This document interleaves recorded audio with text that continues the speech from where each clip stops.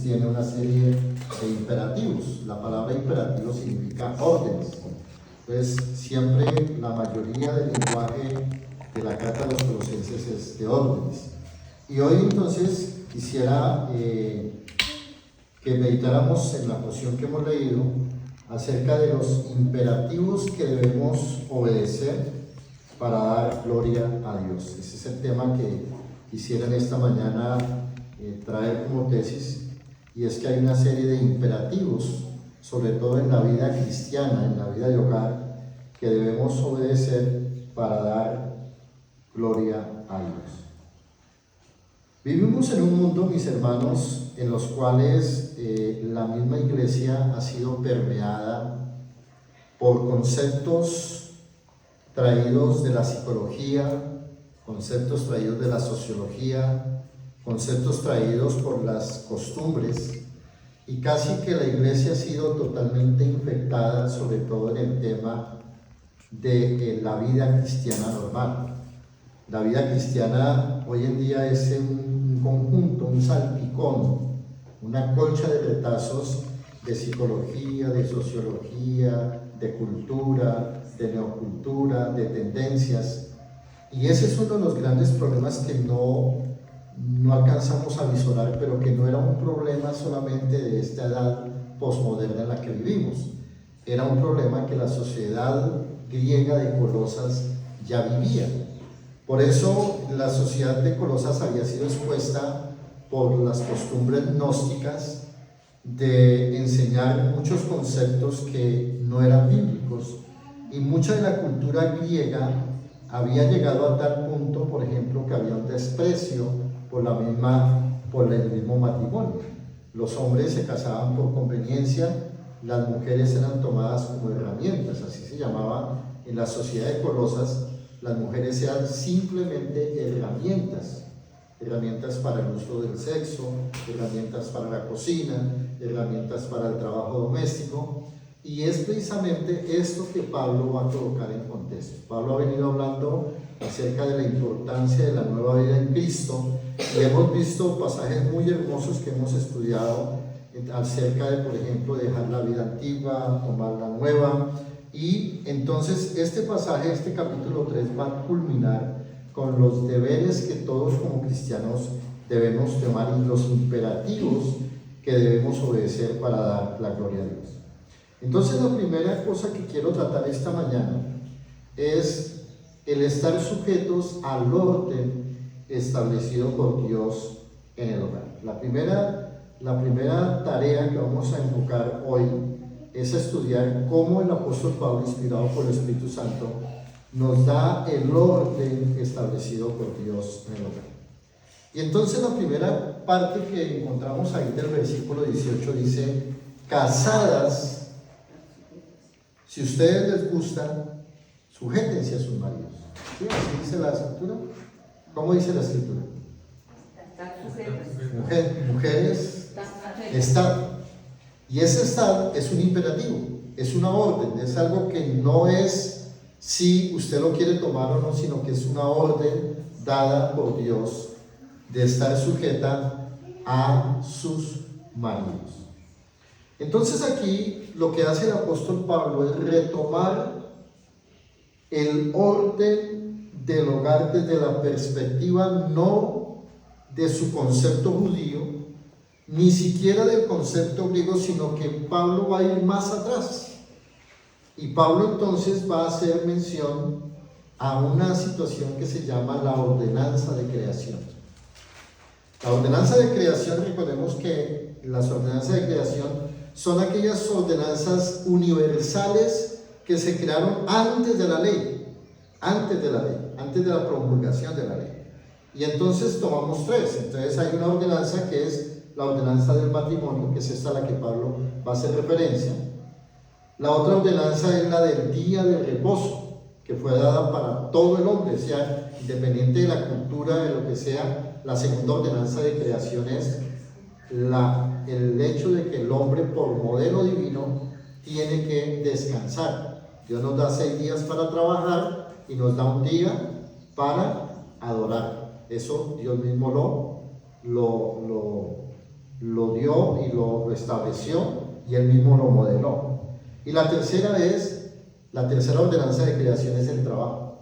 El trabajo es ese establecimiento del orden de creación. Entonces, el matrimonio no puede caer en una situación de anarquía porque Dios ordenó los principios del matrimonio. Decir que el matrimonio no es producto ni de la sociología, ni de la psicología, ni lo que diga la cultura, sino que el hombre y la mujer de Dios tenemos que partir de la base de que hay un orden establecido como una ordenanza de creación. Y la ordenanza de creación implica que las mujeres que están casadas deben estar sujetas a su marido. Ahora, ¿por qué esa sujeción? Por orden de creación. Es por eso, no es porque la mujer sea inferior al hombre y que el hombre sea superior, sino que Dios es un Dios ¿de qué? De orden. De orden. Y por orden entonces primero creó al hombre, creó al varón. Y precisamente al varón le dio una serie de indicaciones que vamos a mirar rápidamente aquí. Entonces, Pablo comienza hablándole a la mujer y le dice: las mujeres deben estar sujetas a sus maridos. Ahora, ese término sujeción es un término muy fuerte, era un término que usaban los hoplitas griegos, los soldados griegos, y es el término estar bajo una orden y bajo un superior, y la orden es hipotasó. Entonces, hipo significa debajo, tasó, bajo la orden o bajo el dominio de alguien. Entonces, a la mujer se le exige que esté bajo el dominio de alguien que sea su cabeza o su líder. Ahora, noten que el Señor dice aquí: casadas están sujetas o bajo la autoridad, ese sería el término, bajo las órdenes de vuestros maridos. Pero no califica cómo es el marido. Hay muchos pastores que dicen: hermanos, sujétense cuando su esposo sea buena gente. No, eso no dice la Escritura. La Escritura no dice que se sujete cuando el marido sea buena gente. Dice: sujétense ¿a quién? A vuestros maridos, a los de ustedes. Y esa advertencia es necesaria porque el Señor dice: como conviene en el Señor. Es decir, note que el sujetarse tiene una bendición, y es que es conveniente. Eso es importante entenderlo, mis hermanas, y hablo en primer lugar a las hermanas que están aquí, porque la palabra conveniente es un verbo en el griego que es el verbo aneko. Y aneko es un verbo interesante porque es un verbo que nos dice que eso es lo que está establecido. Aneko es establecido, es la base. Entonces, cuando dice, podríamos parafrasear esta primera parte diciendo: casadas estén bajo la autoridad o el gobierno, la orden de sus maridos, porque eso es lo que está establecido en el Señor. Es lo que literalmente diría el griego. Es decir, que cuando una mujer no se sujeta a su marido, ¿contra quién está peleando? ¿Contra el marido? No. Está poniéndose a lo establecido por Dios, aneko, que aquí la Biblia Reina Valera lo traduce como conveniente, pero realmente debería ser a lo establecido en el Señor. Entonces, la palabra aneko también significa lo que es apropiado. Entonces, Dios diseñó, mis hermanas y hermanos, y asignó tareas y roles para los hombres y las mujeres, porque nosotros tenemos una igualdad que llamaremos, y es el término más apropiado, igualdad complementaria. Nosotros no creemos, como algunas iglesias creen, que el hombre es superior o que la mujer es inferior. No creemos eso. A nosotros los bautistas reformados se nos acusa de que nosotros tenemos discriminación en la mujer y que la mujer no puede hacer eso y la mujer es... No creemos eso. No es escritural tampoco. Entonces, lo que sí tenemos que entender por la palabra es que entre el hombre y la mujer hay una igualdad complementaria. Así como nosotros no podemos hacer cosas que ustedes las mujeres hacen, así también hay cosas que ustedes no deben hacer por rol, porque está establecido por Dios, aneko. porque es lo conveniente para ustedes. Entonces, y yo de verdad que le doy muchas gracias al Señor porque Dios es muy sabio en las cosas. Yo digo, si a mí me hubiera tocado dar luz, yo no hubiera sido capaz. Pero eso es sabiduría de Dios. Ustedes, como se sienten los hombres que estamos aquí, ¿seríamos capaces de dar luz? Dios diseñó a estas mujeres con esa capacidad de tener no uno, ni dos, ni tres, sino 4 y 5. Valientes, hermano. Pero nosotros podemos. Pero Dios estableció ese orden. Entonces mire que esa complementariedad que hay, tenemos esa igualdad complementaria precisamente en muchos aspectos. En cuanto a la gracia, en cuanto a la salvación, no tenemos ninguna diferencia. Dios nos salva por su gracia igual a hombres y a mujeres. No hay una salvación A ni una salvación B para el hombre o la mujer. Son totalmente iguales. Pero sí tenemos diferencias complementarias. Y esas diferencias complementarias las vamos a ver entonces rápidamente. ¿Por qué a la mujer se le pide que se sujete al hombre? Porque lo que más le cuesta a la mujer precisamente es la sujeción. ¿Se acuerdan del Edén? Muy bien. Entonces el Edén fue precisamente el asunto primordial de por qué Pablo escribe esto. Porque en el Edén sucedió todo un desastre precisamente por la falta de pervertir el orden establecido por Dios. Porque la mujer tomó una atribución que no le había sido conferida y tomó una autoridad que no le era conferida y habló directamente con el engañador y fue engañado. Entonces, mis hermanos, la mujer fue creada para ser ayuda idónea del hombre. Eso es una cosa impresionante que los hombres debemos aprender a apreciar. Nuestras mujeres fueron creadas como ayudas idóneas. El término Eser Neget en el hebreo, Eser Neget, es un término que si uno apunta a la logología, es la que ayuda a la cabeza desde detrás, es decir, que la mujer es como la sombra de uno, ¿sí? No para estar pendiente de la cosa, sino que es la mujer la que está supervisando eso. Y realmente uno tiene que entender que, hermano, si no fuera por las esposas, hermano, nosotros los hombres seríamos un desastre. ¿Por qué? Porque la mujer fue dotada por Dios de una capacidad de análisis que ven más allá y ven cosas que nosotros los hombres no vemos. De verdad, no vemos. Yo no estoy diciendo que sean brujas ni nada de eso, no, yo no estoy diciendo eso, pero ven más allá, ven cosas que nosotros no vemos, y esa percepción es lo que la ayuda y la complementa exactamente, y los complementa exactamente a nosotros. Entonces, la mujer es dada al hombre, hermanos, es una cosa importante. Noten que la mujer es la que es dada al hombre. Vamos a mirar Génesis capítulo 2, versículo 22. En Génesis capítulo 2, versículo 22 encontramos, dice, y de la costilla que Jehová Dios tomó al hombre, el término costilla es salaj ahí, que es lo que da forma, tomó al hombre, hizo una mujer y la trajo al hombre. Entonces, la idea judía y la idea que tienen en el Talmud es que es como si Dios hubiera hecho algo así y lo haya cortado por la mitad.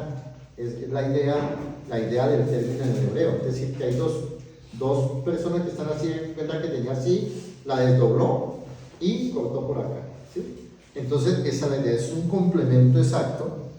Y esa mujer es dada al hombre precisamente para ayuda. Ahora, cuando miramos ahí en 1 Corintios 11, quiero que vayamos al texto ahí. 1 Corintios 11, los versículos 8 y 9. Pablo, hablando acerca de la forma como se debían ataviar los hombres y mujeres, dice, porque el varón, versículo 8, dice porque el varón no debe cubrirse la cabeza, pues él es imagen y gloria de Dios, pero la mujer es gloria del varón. Porque el varón no procede de la mujer, sino la mujer del hombre. ¿Sí ven? El varón no procede de la mujer, sino la mujer procede del hombre, por creación, por creación. Y entonces eso implica, mis hermanos, que la gran debilidad que se ejerce en la mujer es precisamente el hecho de que ella debía ser enseñada, debía someterse. Pero ¿cuál es la debilidad que tiene la mujer? Es el respeto a la autoridad. A la mujer le cuesta, le cuesta. No a las hermanas de esta iglesia, a otras mujeres que están aquí, pero a las mujeres les cuesta el respeto a la autoridad. Esa es la huella que dejó Eva en la raza humana, que la mujer siempre va a tener ese problema de sometimiento. ¿Y por qué razón? Porque por diseño divino, mis hermanas, la mujer es dotada de una serie de cosas que nosotros no tenemos los hombres. Por eso somos complementarios. Entonces, ¿qué aspectos tiene la mujer y por qué le cuesta más someterse? Porque la mujer es más dinámica. Por naturaleza, ustedes las mujeres son más dinámicas. Es decir, son más proactivas en las cosas. Son mujeres que son más maduras. Por ejemplo, una mujer está lista para casarse a los 15 años. Si le proponen matrimonio a los 15 años, se quiere casar, la mujer está lista para casarse a los 15 años. A los 15 años uno de hombre no está pensando en el matrimonio. No está pensando en fútbol, en cosas, pero nunca en matrimonio. La mujer madura más rápidamente, porque Dios la diseñó con una estructura mental que madura más rápido en las cosas. Por eso es que nosotros llegamos a los 50 años y estamos detrás de un varón, porque nosotros no maduramos más rápido, ¿sí? Uno a los 50 años está pensando todavía en fútbol, en juegos. La mujer a los 50 años ya no está pensando en eso, ¿sí? Entonces, esa madurez es dada por Dios, es mucho más organizada. La mujer es más organizada que el hombre, es más ahorrativa, mucho más ahorrativa, pero también es más sentimental. Entonces, no tenemos tiempo y no se trata del sermón de hoy de hablar de esas características, pero solamente las quiero traer a colación del por qué Pablo hace esta advertencia. Y es porque precisamente por ser más proactiva, más dinámica, más ahorrativa, tiene capacidad de análisis más allá de esto, entonces ella cree que el hombre, a veces cuando no se entienden las diferencias complementarias, creen que el hombre no sirve para esas cosas y empiezan a hacerlo a un lado. Y ese es uno de los grandes problemas. Entonces, no es un problema de las hermanas de Ocaña ni las hermanas de Aguachica, es un problema estructural de la humanidad, eso, que la mujer siempre ha tenido. Y la mujer, si el hombre no lidera y no asume el papel que Dios le dio, la mujer toma el control de todas las cosas. Es el gran peligro que hay hoy en día en los hogares, porque cuando el hombre deja a un lado, pues la mujer copa ese lugar de liderazgo, y eso sucede en todas las cosas. Entonces, mis hermanos, eso ha logrado que Satanás tome todas esas deficiencias pecaminosas que hay en la sociedad, y entonces hoy en día hablamos de mujeres empoderadas.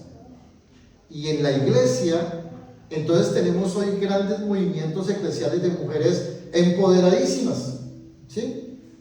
Altruistas. Exactamente. Tenemos un caso, por ejemplo, muy conocido, que es el de Joyce Meyer. ¿Han escuchado hablar de Joyce Meyer? Les pregunto, ¿alguien conoce el esposo de Joyce Meyer? No. A veces uno ve al viejito sentado ahí en la primera banca, pero ella es la luminaria, ella es la que tiene toda la situación. Y la primera pregunta que uno se hace es, ¿Dios estará respaldando a esa mujer? Pues la respuesta bíblica es no. ¿Por qué? Porque estaría pervirtiendo el orden divino. ¿Quién debería estar enseñando ahí? El esposo de Joyce Meyer. Y enseñándole a Joyce Meyer. Y Joyce Meyer enseñando a otras mujeres bajo la guía de su esposo. Eso no quiere decir que eso se menosprecie, hermano. Es orden, hermano. Y a lo que más nos cuesta a nosotros es el orden. Y uno de los grandes problemas estructurales que tenemos en la iglesia es que nosotros nos cuesta obedecer los fundamentos de la palabra porque creemos que son absurdos, que son obsoletos, que están mandados a recoger. Pero hermanos, esa es la gran lucha que tenemos hoy en la iglesia. Nos movemos entre dos aguas. El agua de lo conveniente, el agua de lo que es real, el agua de decir, oiga, pero es que esa mujer tiene un ministerio que el Señor la bendice y tiene un ministerio súper grande. Sí, todo eso puede ser cierto, pero esta palabra es inmutable porque la escribió un Dios inmutable. Y si la palabra de Dios dice que la mujer debe someterse al esposo como es conveniente, como está establecido, hay que obedecer. Que nos cuesta, sí.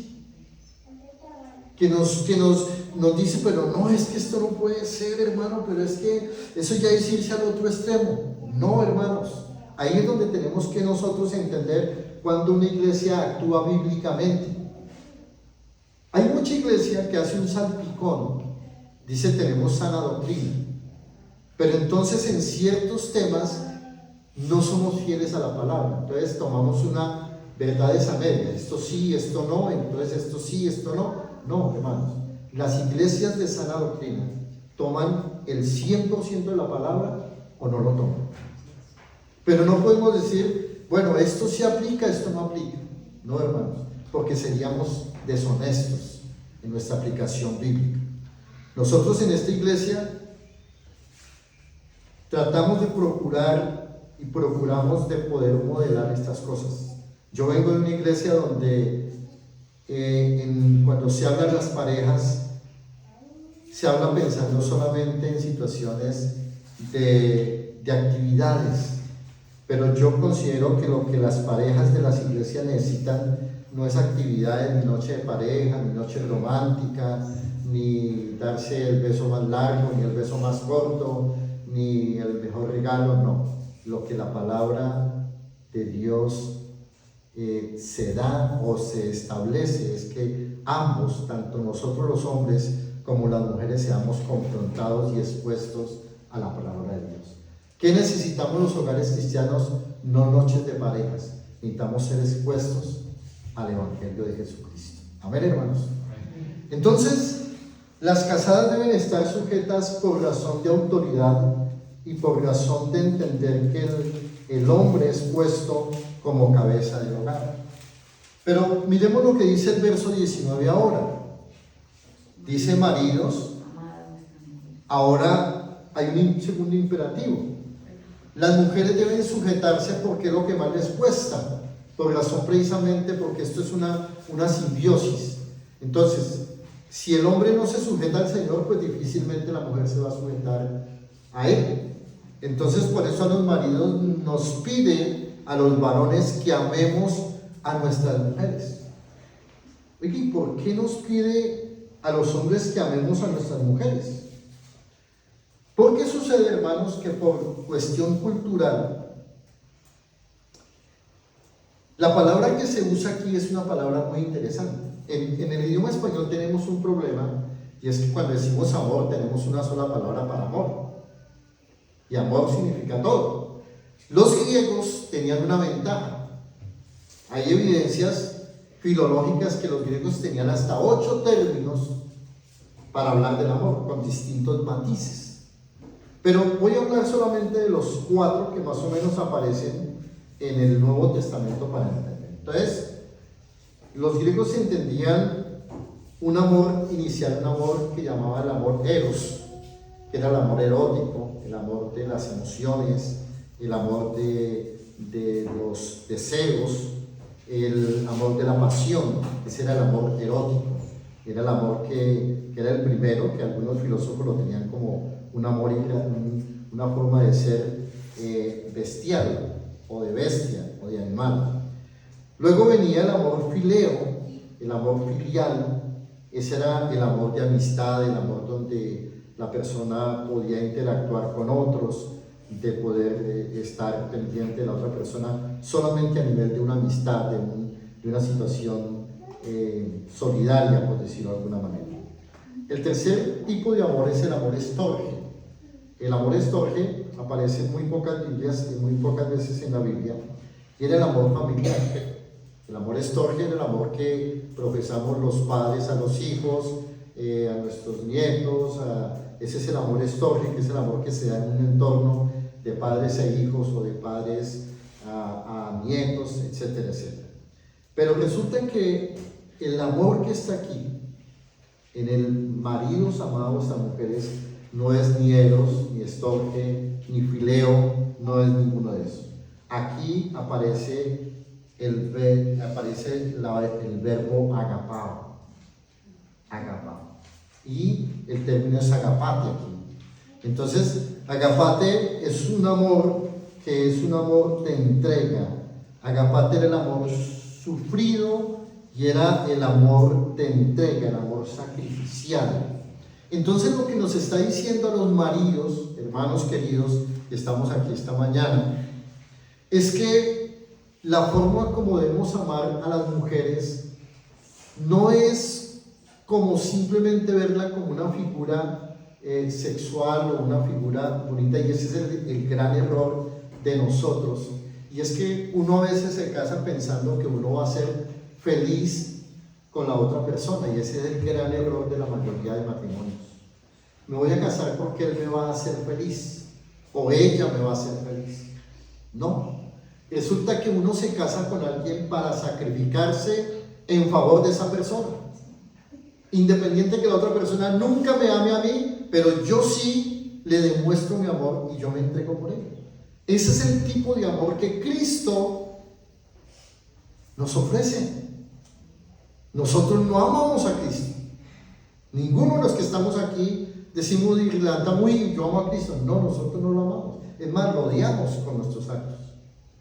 Pero a pesar de eso, y Romanos 5:8 dice, mas Dios muestra su amor para con nosotros, en que siendo aún que pecadores, Cristo murió por nosotros. Mis hermanos, el amor que se nos exige a los varones es un amor sacrificial, es un amor ágape, es un amor de entrega, es un amor sublime, es un amor incondicional. Y eso implica muchas cosas para nosotros los hombres. Eso implica que nosotros, cuando tomamos a una mujer, y yo de verdad que a mí me duele no haber conocido todo esto cuando conocí a la señora Gladys, y no lo hubiera hecho sufrir tanto, pero verdad que uno a veces las iglesias, por no enseñar la palabra, nosotros que hicimos una iglesia que era muy buena en la música, pero mala en la doctrina, ¿sí? Y las iglesias que hoy en día trabajan con parejas se dedican a hacer actividades, pero no a enseñar el fundamento bíblico.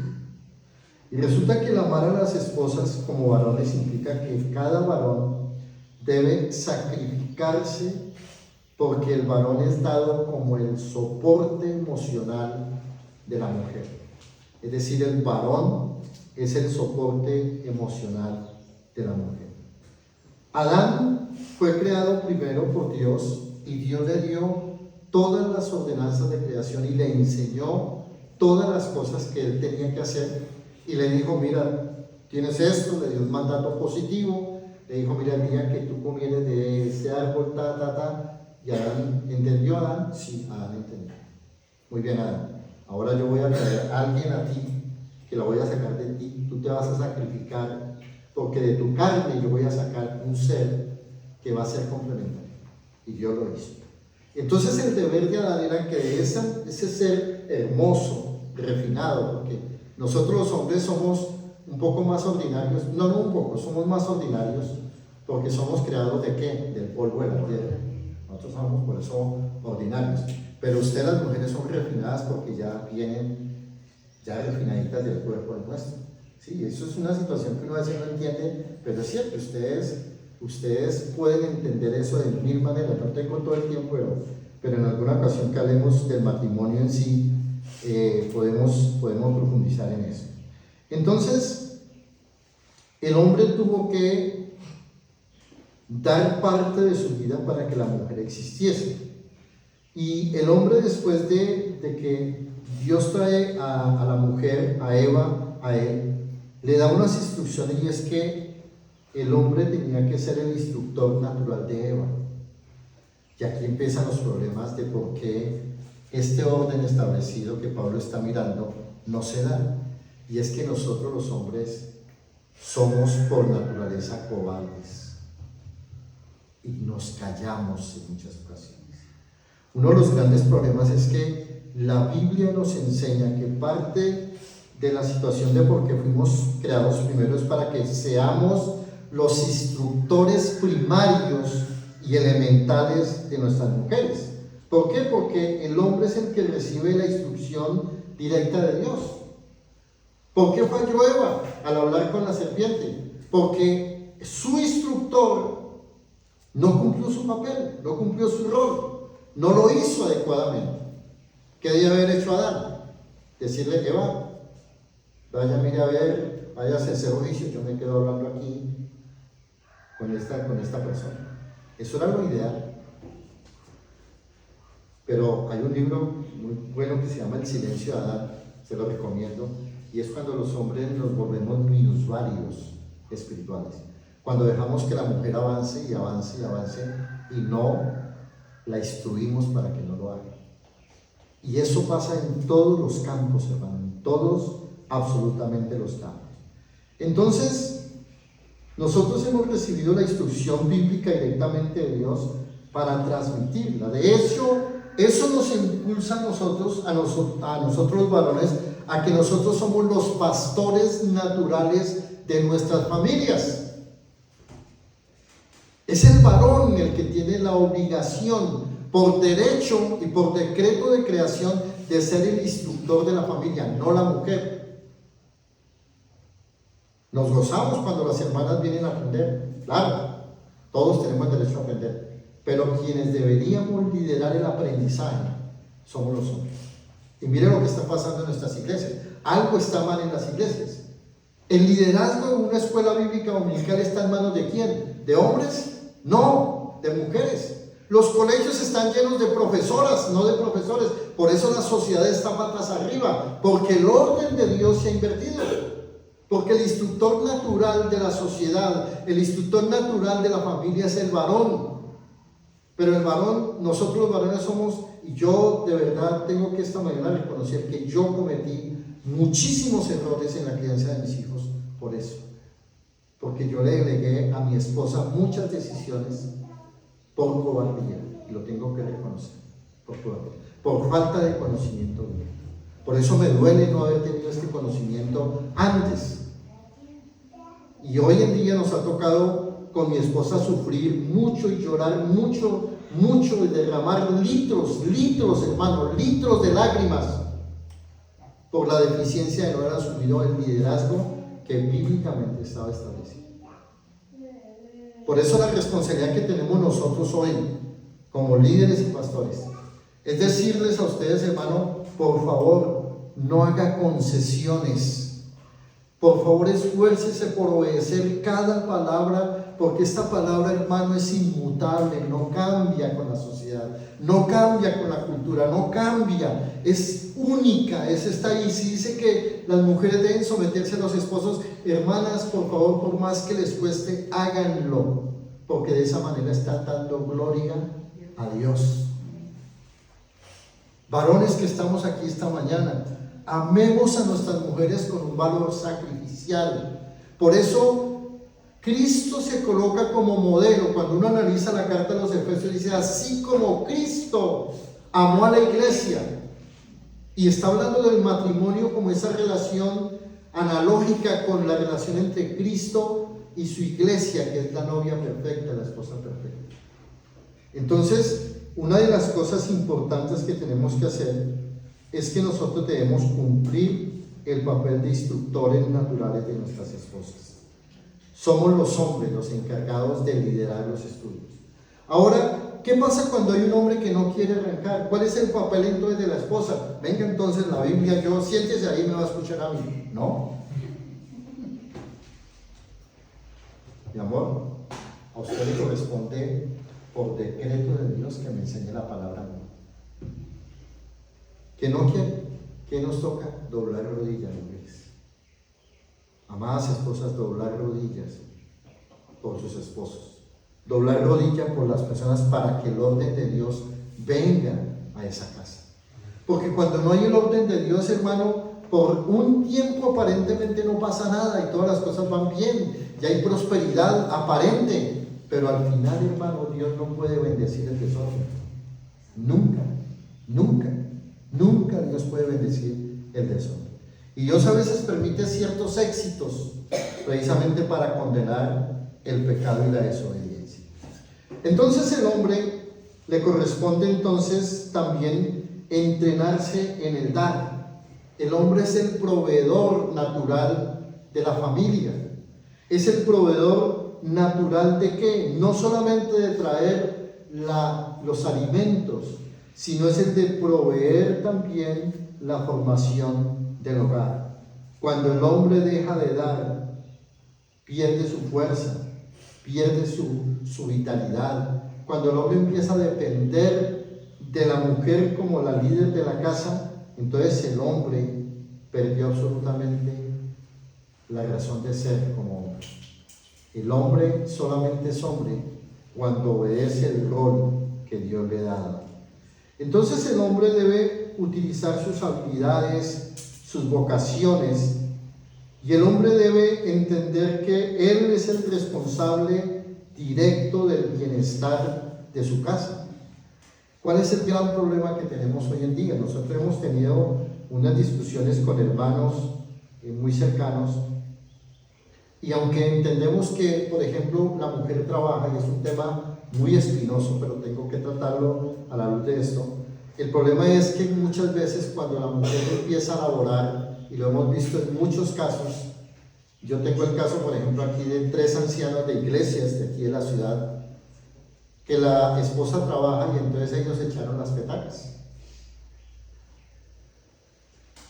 Se echaron tranquilos, bien tranquilos, relajados, y la pobre mujer expuesta a ambientes que no son. Entonces, eso es un problema, hermanos, porque el hombre es el que tiene que dar su vida por la mujer. El hombre es el que tiene que darse totalmente, jugarse todo por el hecho de que su hogar tenga las cosas. Ahora, ese será un tema obviamente que trataremos luego cuando estemos estudiando la confesión de fe para entender el rol del hombre y la mujer de manera adecuada. Pero la función sacrificial, porque es lo que dice el marido, amad a vuestras mujeres, debe ser liderada por el esposo. El esposo debe proteger a la esposa en todo momento. ¿Qué pasa cuando una mujer tiene que salir al campo laboral? Se ve expuesta a enfrentarse con otras mujeres. Yo tengo casos de mujeres que llegan a la casa súper estresadas porque en el trabajo se encuentran con mujeres que son también agresivas, con jefes que son abusadores, manipuladores, y muchas veces uno de varón teniendo a su esposa en otro ambiente ya no puede protegerla adecuadamente. Ahora el problema es que uno del varón es la autoridad de ella, pero cuando hay otro hombre como el jefe, que es el que le da órdenes, entonces ya esa persona tiene dos cabezas, 2 autoridades, y eso parte del orden.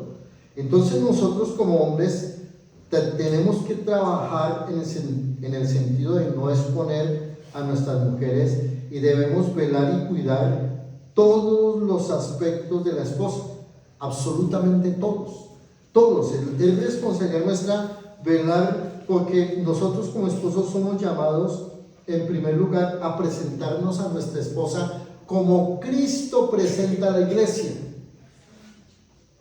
Es decir, que la calidad de mi esposa depende de mí, no de ella, depende de mí. Uno de hombre es el formador de la esposa.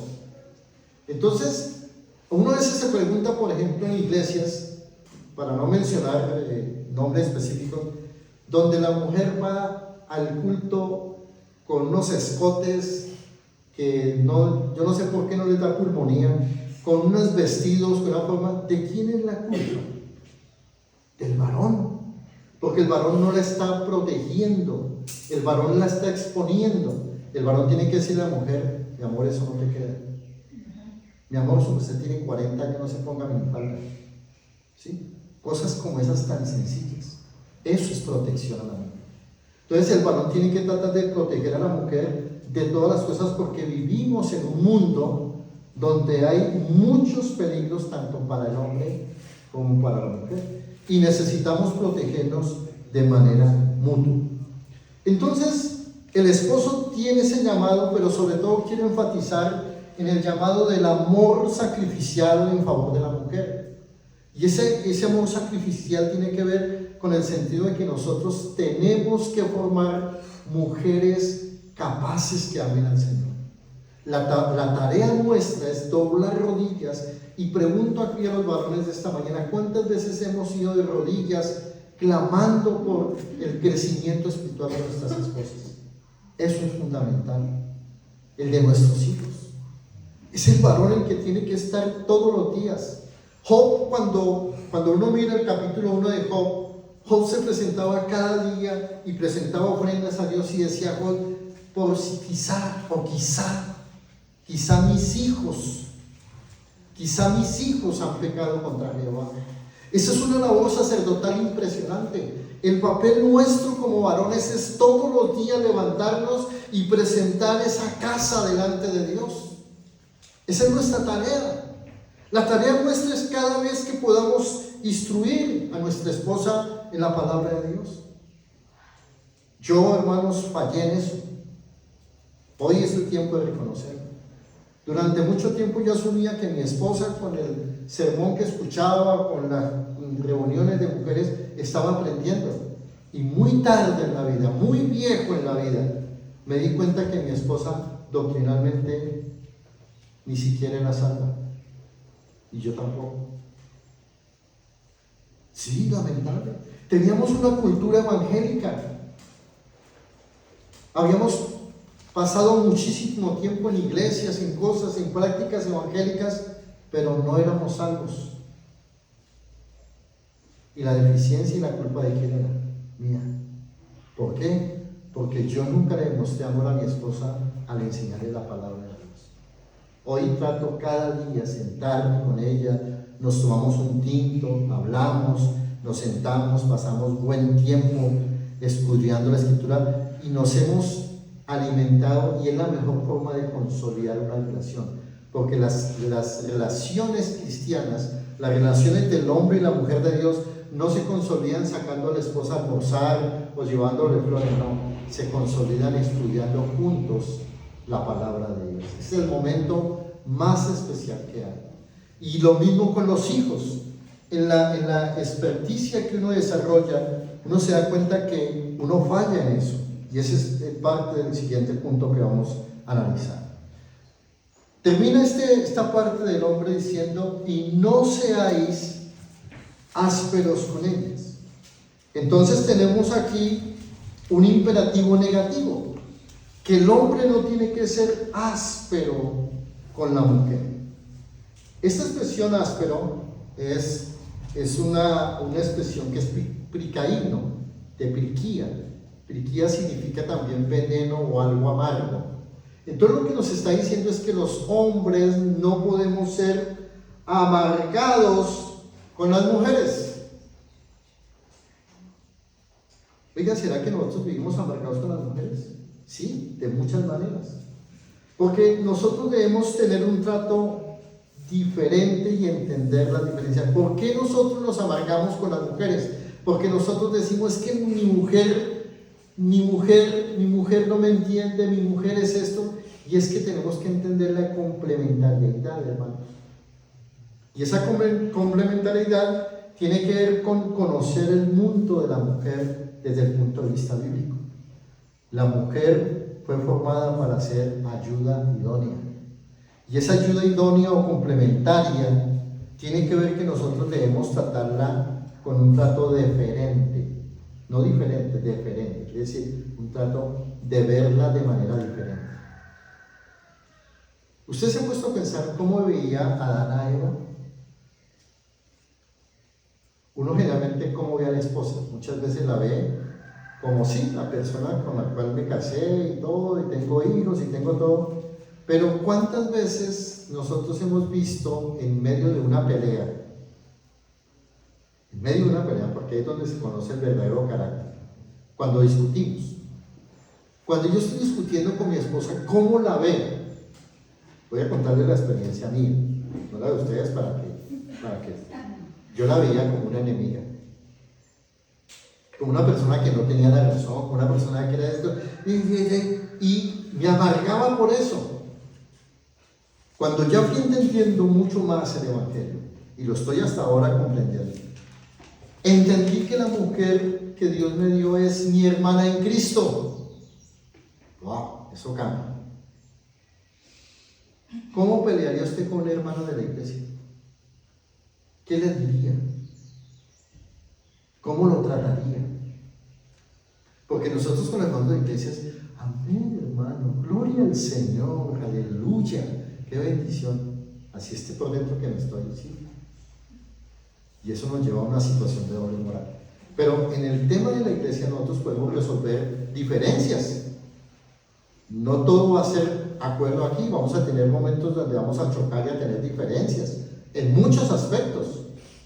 Dios quisiera que no, pero va a llegar un momento en que vamos a tener opiniones diferentes sobre muchos temas, incluso en temas doctrinales, pero tenemos que saber cómo llevar.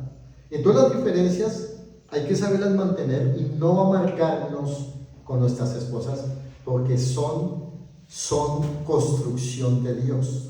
Acompáñenme por favor ahí a Primera de Pedro, por favor, un momento, Primera de Pedro, el capítulo 3, por favor.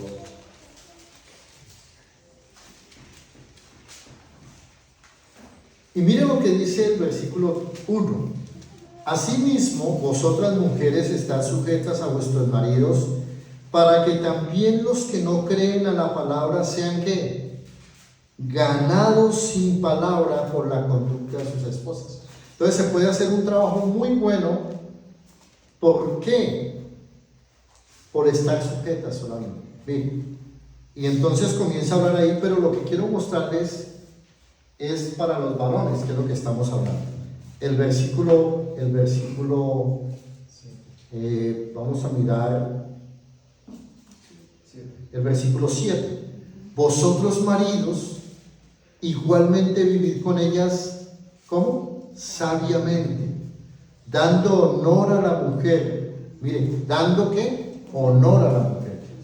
Es el verbo timao, dando honor a la mujer, como a un vaso más frágil y como a coherederas de la gracia de la vida. Si notan, coherederas, tienen el mismo valor espiritual que nosotros. Y sobre todo para esto, para que vuestras oraciones no tengan estorbo.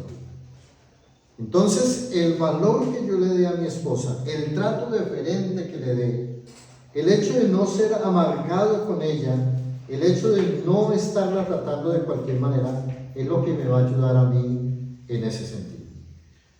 En tercer lugar, mis hermanos, el versículo 20 dice: hijos, obedeced a vuestros padres en todo. Y casi que el enunciado lo da el versículo. Los hijos deben obedecer a los padres en todo. Entonces, el término aquí también es un término aoristo. Deben estar obedeciendo, literalmente es, deben estarlo haciendo de manera que continua. Y entonces el término hipacoete, que tiene dos raíces ahí, hipo, que significa debajo, y acuo, escuchar, entonces implica escuchar con la cabeza inclinada. Ese es el término obedecer. Eso significa, obedecer significa escuchar. ¿Por qué? Porque en la antigüedad, cuando uno se acercaba ante una autoridad o un rey o una persona en eminencia, la persona incluso se arrodillaba y inclinaba, escuchaba lo que la otra persona le decía. Entonces la obediencia para nosotros los hijos y para los chicos que están aquí significa escuchar de manera subordinada, como con especial atención a la que se ordena. Los padres dice porque esto, dice, agrada al Señor. La palabra agrado es una palabra, eurestos, que significa algo que es bueno y es de consenso agradable o al establecido por Dios. Entonces, esto nos lleva a dos cosas importantes respecto a los hijos. Primero, que los hijos tienen que obedecer siempre escuchando desde abajo, es decir, con la cabeza inclinada. Una de las cosas que tenemos hoy es que los hijos casi no atienden. Hoy tenemos precisamente ahí donde uno mira la naturaleza pecaminosa, y es que los niños cada vez más pequeños son más rebeldes. Los niños tienen una capacidad de ser rebeldes impresionantes, ¿sí? Entonces uno mira a un niño así, no, ese angelito, ¿qué mal puede hacer? Muchísimo, muchísimo, muchísimo. Usted tiene un niño pequeño cuando así alzado y el niño le puede dar un manotazo a usted, y si tuviera más fuerza se la daba más duro, pero bien, porque nacemos con una naturaleza que inclinada al mal. Por ejemplo, si un niño tiene comida, está cambiado de pañal, está todo, y llora, si uno lo revisa, le quita el pañal, lo voltea por todo lado, ¿por qué llora? Por su naturaleza pecaminosa, ¿sí? Por eso una de las claves siempre que uno va a enseñarle a los niños a decir es mamá, ¿sí? Por eso cuando el niño se despierta a medianoche, entonces el niño dice mamá, eso uno le dice a la esposa, amor, le estoy llamando al niño. Entonces eso es algo que les enseño a los que se van a casar. Bueno, entonces los padres también, unido a esto, dice, los padres no deben exasperar a sus propios hijos para que no se desalienten. Ahora, aquí tenemos un problema serio, y es porque se le dice a los padres que no exasperen a sus hijos. ¿Eso quiere decir que entonces los padres no le podemos decir nada a los niños? No, el consejo va más atrás. El consejo va allá unido al versículo 19. Y es que cuando se hace un buen papel del padre como cabeza del hogar, pues el padre como cabeza del hogar va siempre a dar órdenes consistentes a los hijos para que le obedezcan. No cuando tengan 14 años ni 15, desde que están pequeños. Desde que uno les dice, escuchó, vio, me puso atención, ahí cuando están pequeños. Generalmente la labor pedagógica de un niño se hace antes de los 7 años. Si usted a los 7 años vio que un hábito no lo pudo erradicar, ya le toca convivir con ello. Si a los 7 años el niño mostró ciertas características y usted no las pudo cambiar, ya le toca vivir con eso de por vida. Entonces, ese imperativo negativo que está aquí, padres, no exasperéis. El término exasperar es el exciso, y el exciso significa estimular al conflicto o a la pelea. Todo lo que nos está diciendo la palabra es, padres, no estimulen a sus hijos a pelear. ¿Y cuándo se presentan esos conflictos? Los conflictos se dan por una falta de instrucción de los padres. Mis hermanos, cuando el padre y la madre no hacemos la tarea, bíblicamente vamos a tener problemas y conflictos con nuestros hijos. Y vamos a terminar estimulando el conflicto en la casa. Miren, nosotros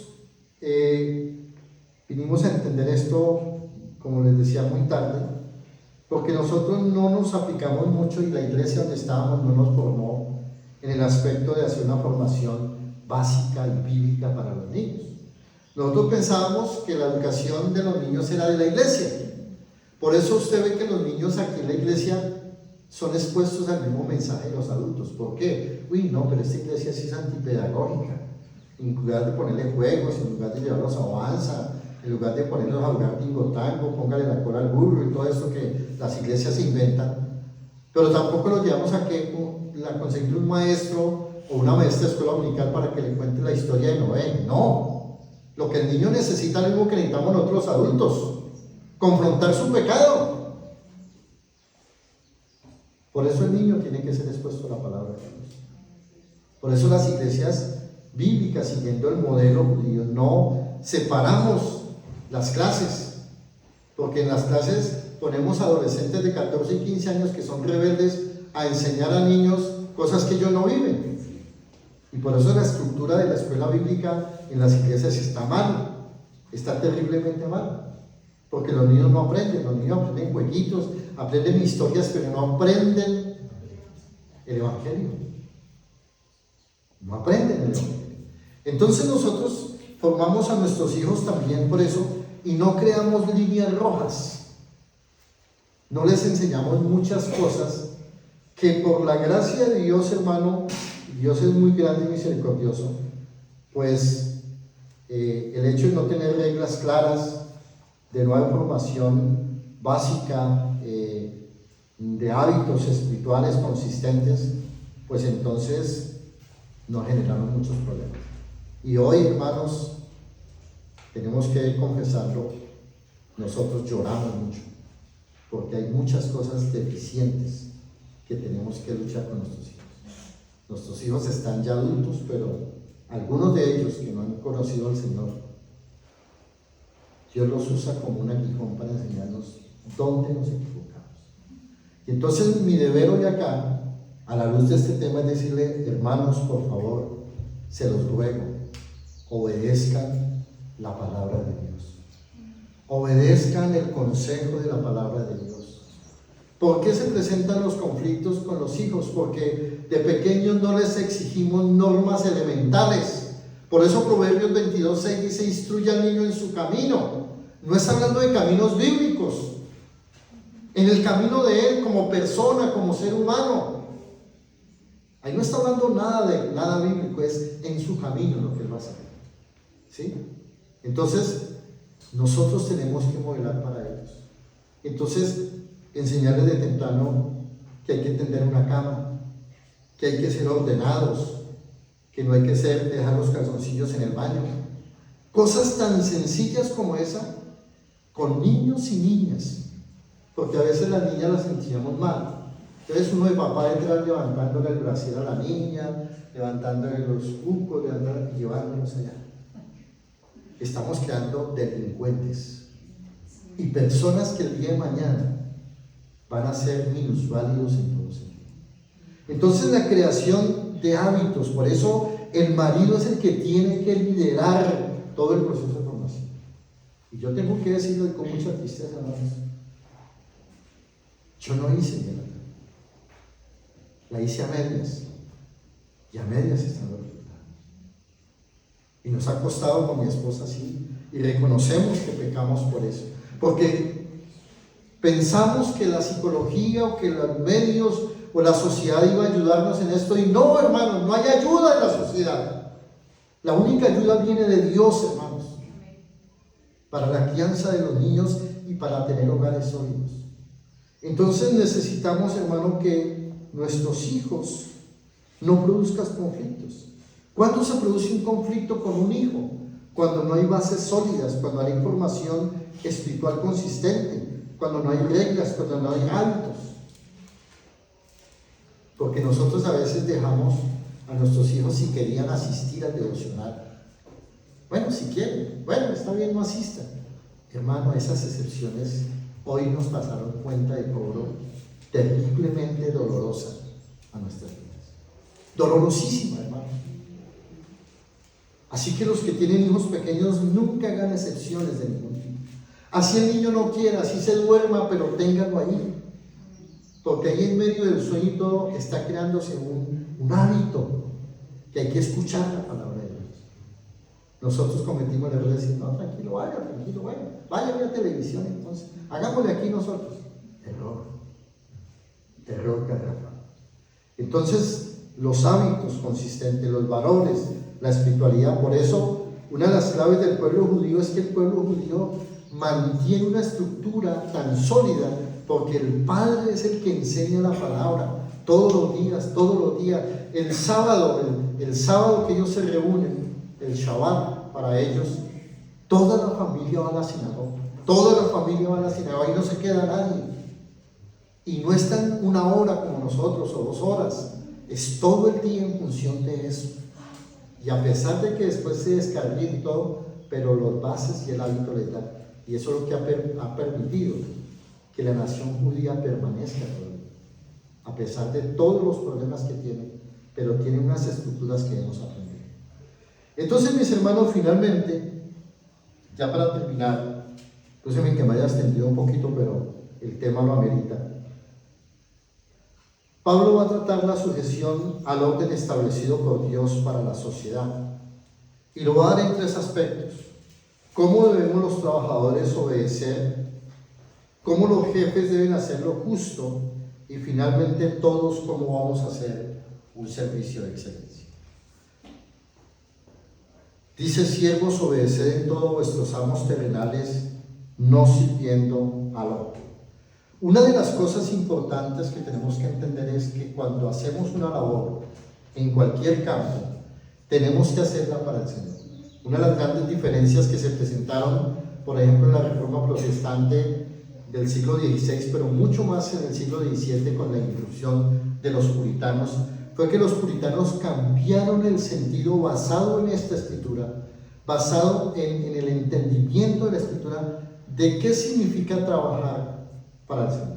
Recuerden que una de las cosas que había antes es que solamente pensaban que los cleros, el clero era el que tenía parte en el trabajo, digamos, esencial, y que los que realmente trabajaban para Dios eran los clérigos, los pastores, los que servían en la obra. Pero entonces se creó un movimiento al interior del puritanismo, y es entender que toda persona, todo siervo, todo hombre y mujer que ha creído en Cristo es un verdadero sacerdote para Cristo. Y eso cambió totalmente la perspectiva, no solamente de los puritanos, sino cambió la perspectiva total de la sociedad influenciada por la palabra de Dios. Porque ya el zapatero comenzó a trabajar, y mientras remendaba el zapato, decía: estoy remendando ese zapato para la gloria de Dios. El carnicero, cuando cortaba el trozo de carne para venderlo, decía: estoy haciendo un servicio para la gloria de Dios, y lo hacía con excelencia, con gozo, con alegría, porque decía: desde mi vocación estoy prestando un servicio a Dios. Entonces empezó a florecer la honestidad.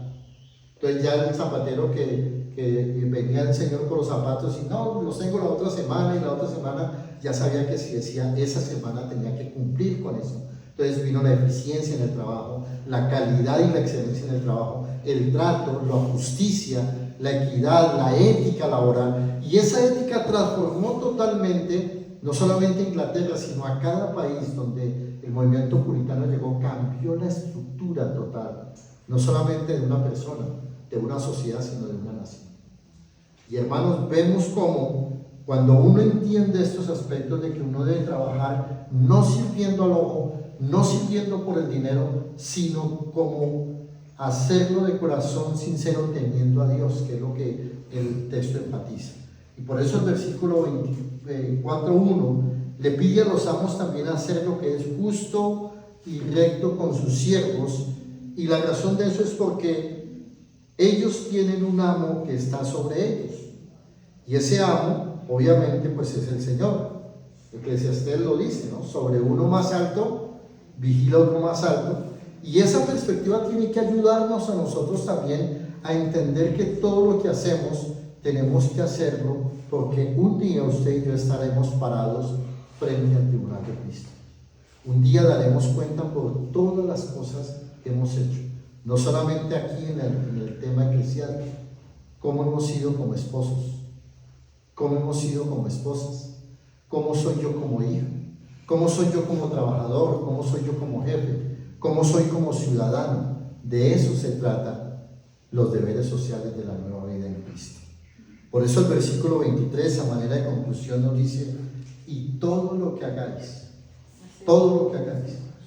debemos hacerlo como de corazón, como para el Señor y no para los hombres. Entonces eso nos lleva a que todo lo que hagamos debemos hacerlo ante todo, como siempre lo hemos dicho, cobranteo. Recuerden esa palabra, cobranteo, de cara al Señor. Como si el Señor, no como, sino sabiendo que el Señor está mirándonos cada aspecto de lo que nosotros hacemos. Que el Señor nos ayude, hermanos, a tener esta nueva visión y que esos imperativos los obedezcamos para que nuestros hogares también den gloria a Dios. Oremos. Señor, queremos darte gracias en esta mañana. Gracias por tu santa palabra. Gracias por ayudarnos, Señor, a obedecer. Tenemos deficiencias y debilidades en muchos aspectos, Dios, de nuestra vida familiar, personal. No tenemos los hogares perfectos, Dios, pero estamos seguros que, Señor, con tu ayuda, Dios, mejoraremos no solamente nuestra formación de nuestros hijos, sino nuestra propia formación. Y te pedimos, Señor, en esta hora por cada hogar de la iglesia. Oramos por cada hogar, porque cada hogar tiene unas dinámicas únicas, tiene también situaciones únicas. Cada familia tenemos situaciones difíciles que enfrentamos, unos en un área, otros en otra, otros con nuestros hijos, otros en la relación, otra con nuestros hijos que no son creyentes, otra con los hijos que no quieren entender la importancia de volver sus ojos a ti. Pero Dios, en todas estas afugias y debilidades, en todas estas providencias que tú permites, te pedimos que nos ayudes a tomar decisiones basados en el orden escritural, basados en tu palabra. Que estos imperativos que tú nos das, Señor, podamos replicarlos y así no veamos los resultados. Lo importante, Señor, es que estamos obedeciendo tu palabra. Pero tu palabra, Señor, siempre es verdadera. En ti no hay errores en el diseño. En ti no hay errores en lo que tú nos enseñas y nos exiges, Dios. Y todo lo que hacemos, Señor, permite que lo hagamos para la gloria y la honra de tu santo y bendito nombre. Te lo pedimos, Dios, dándote gracias. En Cristo Jesús. Amén. Y amén. Dios les bendiga, hermanos. Dios les guarde. Amén.